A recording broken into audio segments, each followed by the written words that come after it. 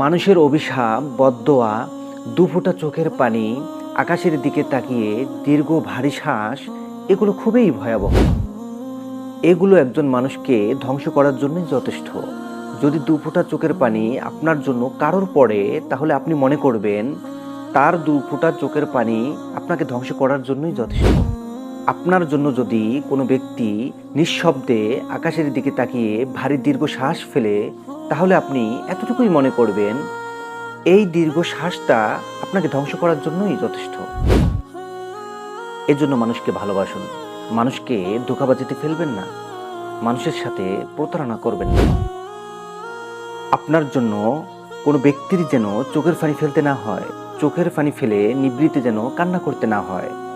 তাহলে আপনি আপনার জীবনে ভালো থাকতে পারবেন, অন্যথায় আপনি ভালো থাকতে পারবেন না। এটা কখনো সম্ভব হবে না।